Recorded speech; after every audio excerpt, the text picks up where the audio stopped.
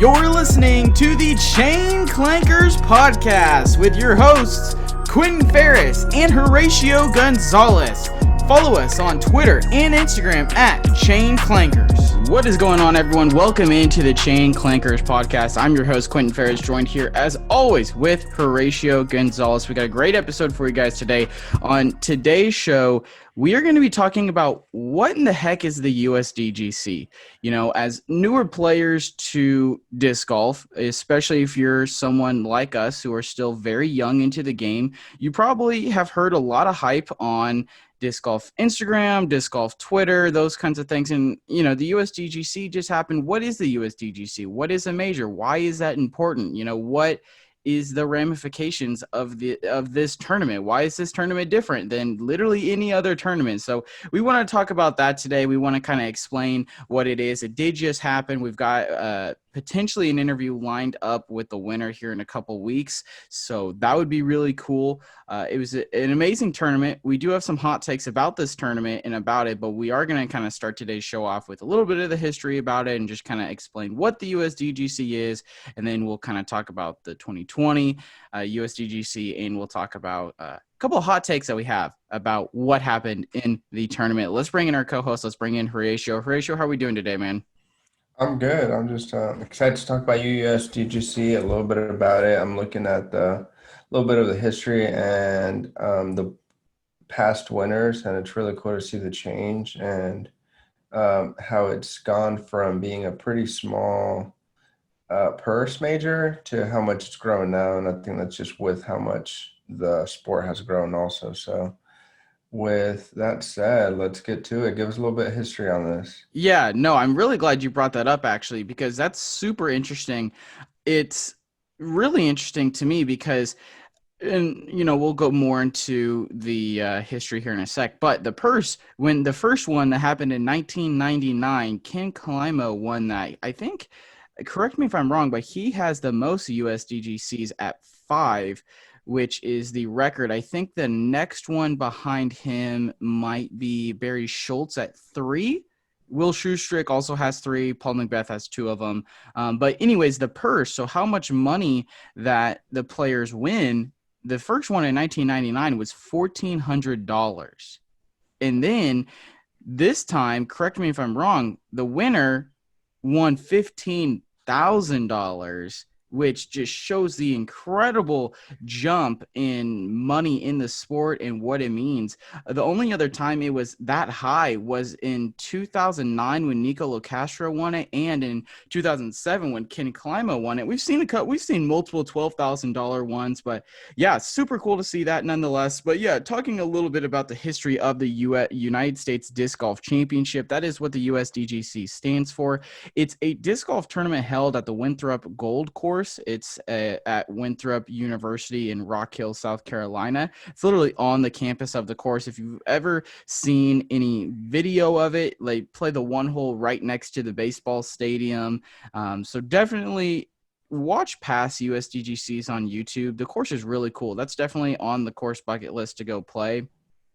But this has been something that's really not been going on for too long. The PDGA officially made it a sanctioned major in 1999, along with the PDGA World Championships. It's one of the most prestigious major tournaments in disc golf. The primary sponsor, and I heard this on coverage, and coverage was definitely a little bit weird. If you have a pro disc golf tour subscription, you didn't actually get to watch most of this tournament like you normally do.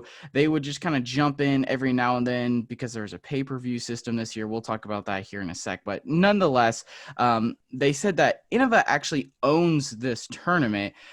They kind of started it in 1999, and it is kind of weird to see a disc manufacturer actually own a tournament. If you watched any of it, like only Innova stuff was there. There was no Discraft, no Westside. You know, when you see other tournaments held, like let's say the D-Glow, right? The Discraft Great Lakes Open. Well, that still had sponsorships for other manufacturers on different holes. You know, if you watch the Jomez this weekend actually dropped the return of disc golf. I'm blanking on the name all of a sudden. The Dynamic Disc Open. Yeah. It was like in June, I want to say. Yeah, that was like one of the first ones back. Yeah, but they just now dropped because of the CBS deal. They just now dropped the coverage on their YouTube channel. So, that was interesting because, you'll see other manufacturers being sponsored there, even though it's the Dynamic Disc Open. Well, this is called the USDGC, but Innova Champion Discs does actually own the tournament. So that is kind of really interesting. Nonetheless, Ken Climo, I did mention him earlier. He does hold the record for 5 United States Disc Golf Championships. And really, the only time we've seen, I mean, this is just an interesting fact, in my opinion, is that Jeremy Big Germ Colling, if you've ever listened to Jomez, ever watched Jomez, you know him from there for sure. He's one of the main commentators over there. He was the 2016 USDG championship winner, and he was leading the tournament after the third round, and then they actually had to cancel the fourth round due to inclement weather produced by Hurricane Matthew. We almost thought that this could happen this year as well because I think Delta is what this hurricane's called right now. Hurricane Delta is coming through right now, and wow, the last round was an absolute monsoon. If you guys follow us on Instagram and you saw Horatio and I's story from a couple of weeks ago, I think it's in one of our saved story locations on the profile. We got absolutely rained out at just trying to play some disc golf. So I cannot imagine legitimately playing a round in that. That was awful. But nonetheless, that's what they had to do on the last day. They played a lot in the rain. But looking over some of the past winners, like I said, Ken Climo, he won the first two back-to-back. Barry Schultz picked up one, and then him and Ken Climo just kind of traded back and forth for damn near a decade. From 1999 to 2008, those two split every single time except for 2 years when Dave Fieldberg and Nate Doss actually ended up winning. And then after that, we saw some different winners kind of happen. Nico got one, Will Schustrick got three, Steve Brinser got one, and then Paul Macbeth, he's only got two of them. He was definitely my favorite going into this, but he really just did not perform well, in my opinion. If we look at the final standings, he finished at fifth, minus 24. The winner finished at 30th, but keep in mind the winner had a +2 round, the last round. It was just shocking to see Paul Macbeth not really take care of business this weekend. Paul Macbeth is arguably the greatest disc golfer of all time. He's the type of guy where you imagine him to literally win every single tournament, and when he doesn't, you're just kind of left dumbfounded, in my opinion. Maybe it's because the sport is getting better, or you don't think it's because he's getting worse, do you, Horatio? You are a part of the team that believes that the sport overall is getting better, and therefore these tournaments are much more difficult? Yeah, I definitely think that. I mean, it's just like in any other sport, age is going to catch up to everyone. Um, a lot of these younger players are playing currently right now in their prime. I think players like Kevin Jones, Eagle McMahon, they're kind of playing in their like prime and what Macbeth was playing in 2, 3 years ago and just completely dominating. And now those guys are in the prime. Paul Macbeth is still incredible and absolutely amazing player, but I think it's catching up to him a little bit. He's not as as he was a couple of years ago when I think he was in his prime. So that's a little bit to do with it. But I think one interesting thing to know on the standings was I was watching on Udisc since I didn't want to pay the pay-per-view since I had already missed like 2 rounds of it. So I was watching it yesterday for the final round Udisc live, and Kyle Klein was, I'm pretty sure, third, and there was a couple other younger guys that were up ahead.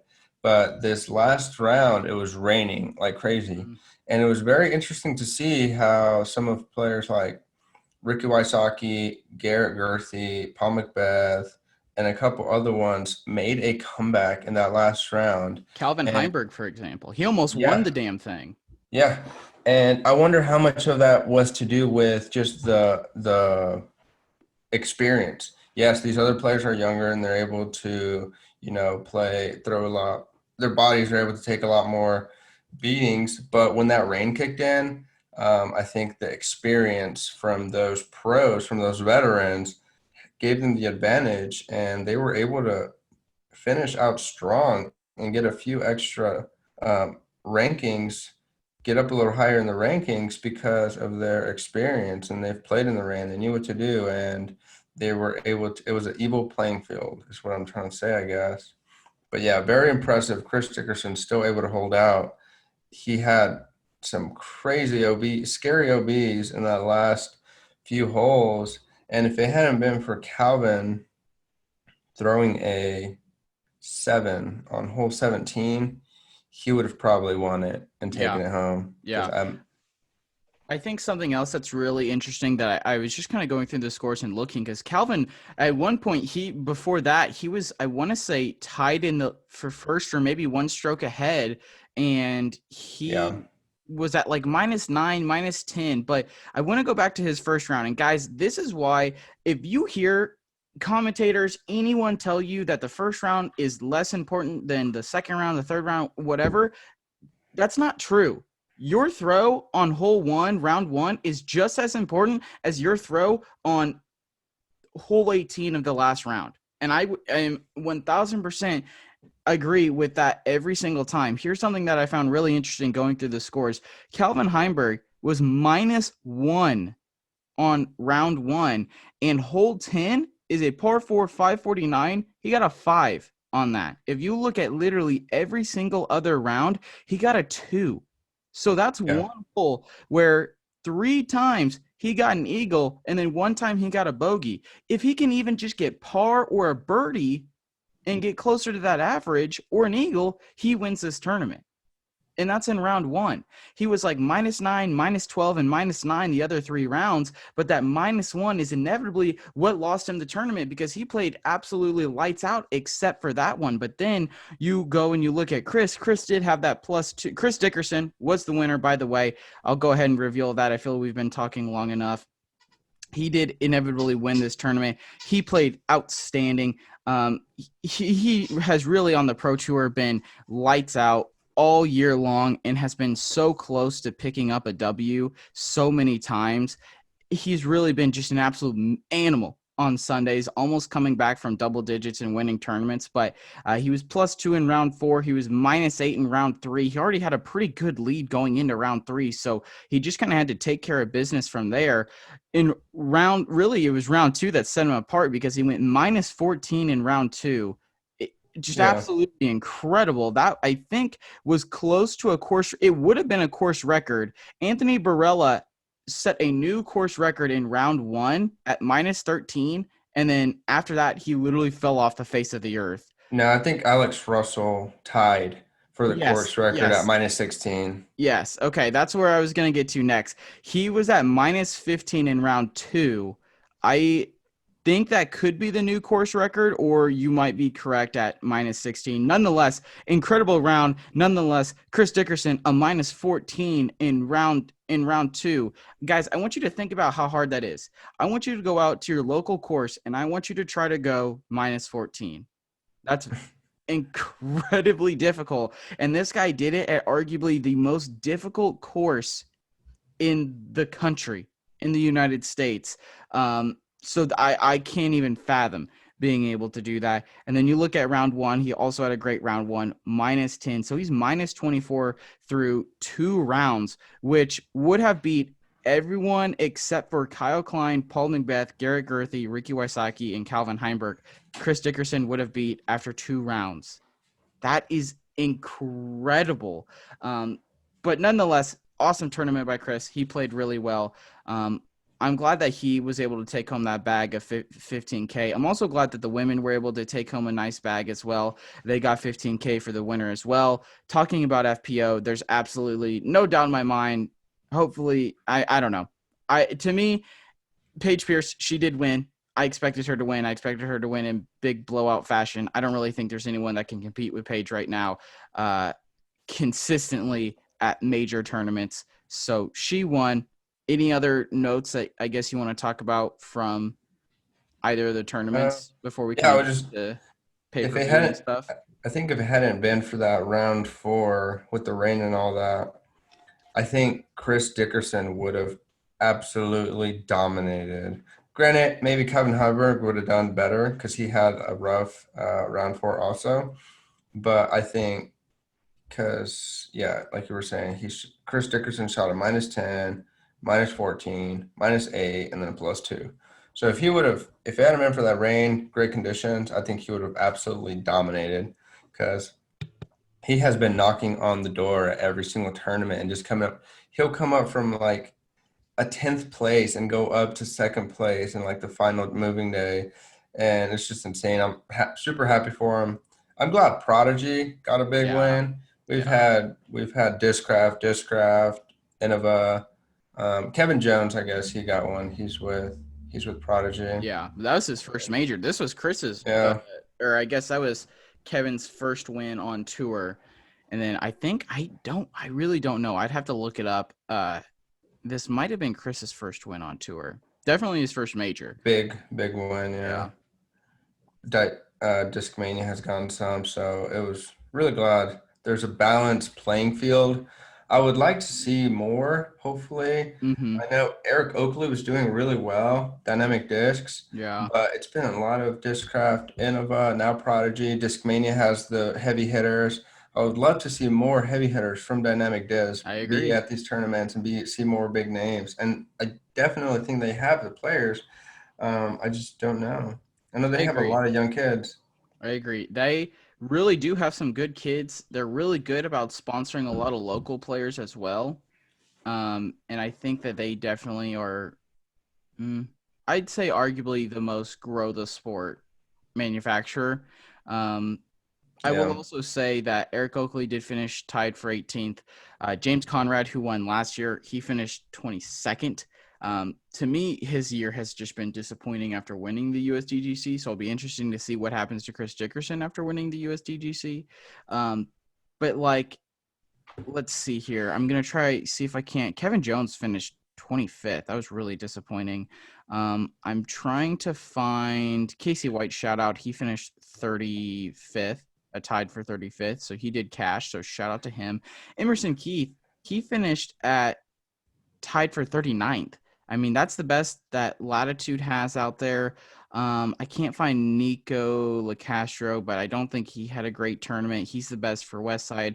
Ezra Adderhold, wow. I wondered how he got down here so much. Ezra Adderhold was playing lights out. He was in the top 5 through the first like 3 rounds, I think. He finished plus 14 in round 4.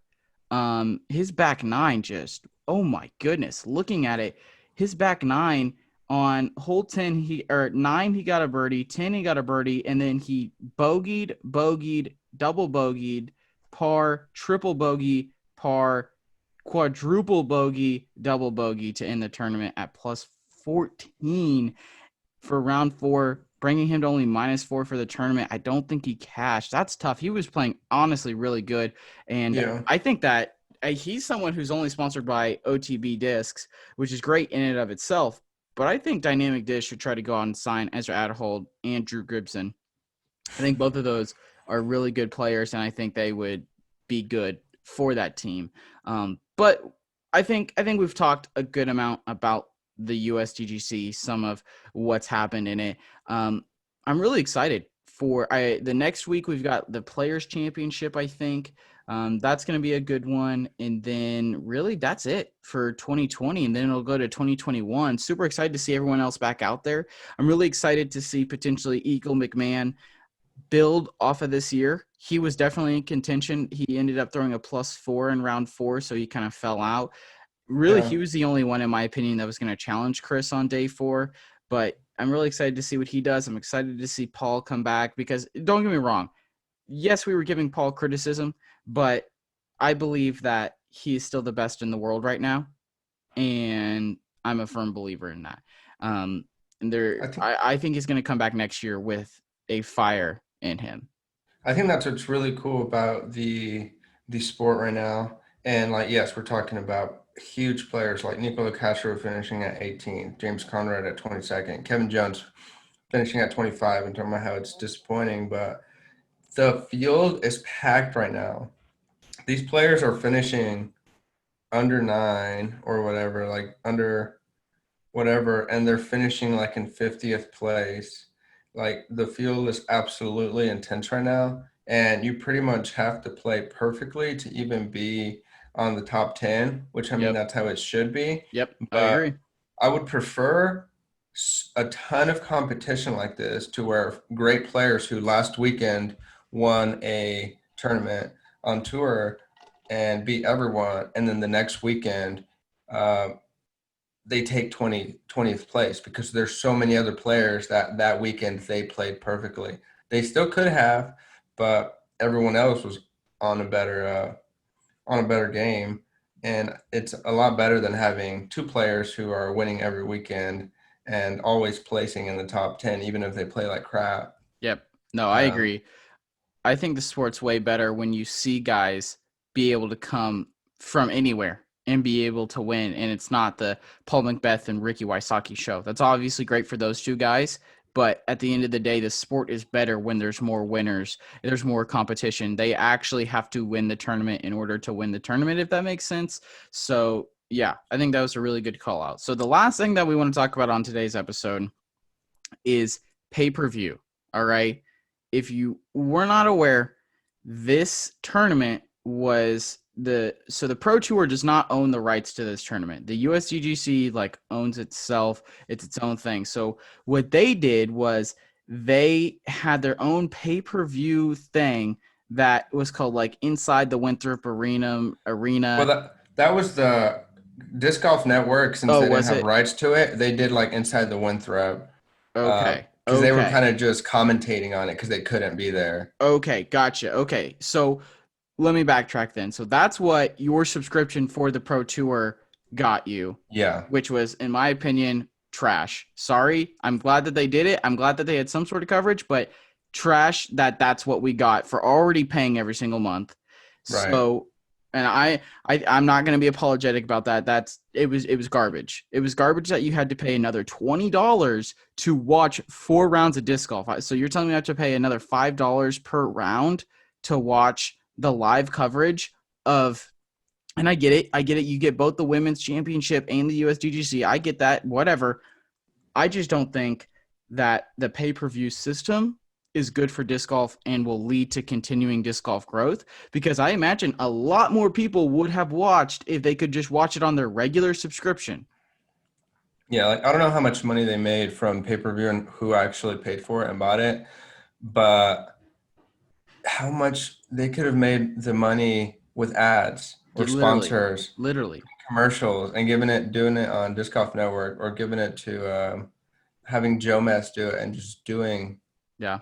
ads and stuff. They would have made their money, but Because the tough thing is, Jomez couldn't even. I mean, maybe yeah. they chose not to, but they nonetheless they did not record this. This Mhm. USDGC is nowhere to be found. I think you can go and pay $20 and watch it on Gatekeeper Media's YouTube channel, but like, I'm not doing that. I don't care. I've I looked think at it's UDisc. I've looked at Instagram. I'm not going to go spend $20 to watch 4 rounds of the United States Disc Golf Championship.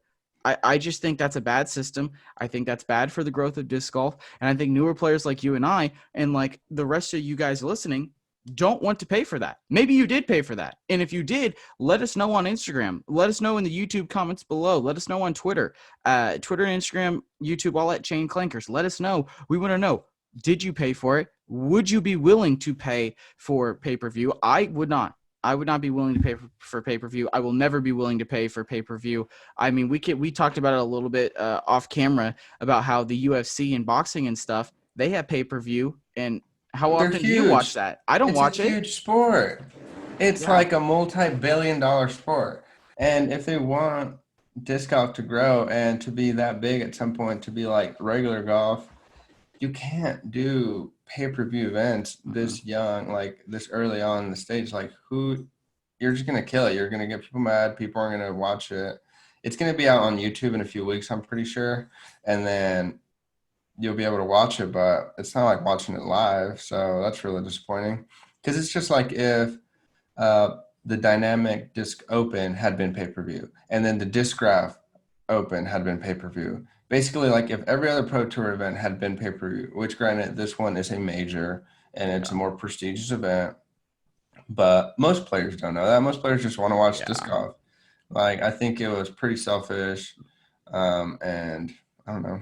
I And I mean, can't I guess if imagine you they think made. about it, it is pay-per-view for to watch the live coverage every weekend because it's like what, $5 or something like that. But Yeah. but like that subscription gets you every single tournament, every single round. So like it's really not that bad. Where $5 per round at one tournament, no way. You're never gonna see that from me. And if you choose to not do that, it's literally on YouTube the next day. No big deal.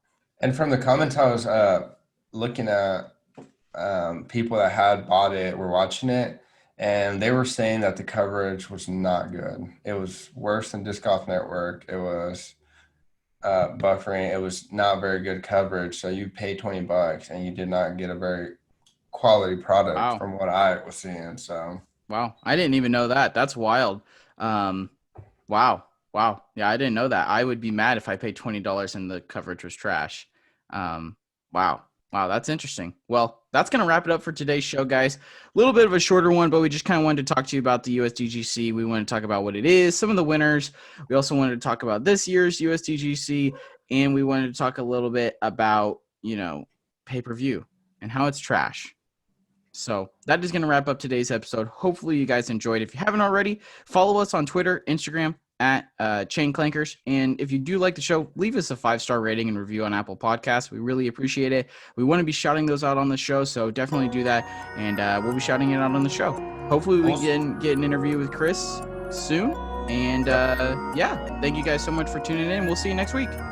Thank you for listening to the Chain Clankers podcast. Make sure you follow us on Twitter and Instagram at Chain Clankers and hit that subscribe button wherever you're listening to us from so you never miss another episode.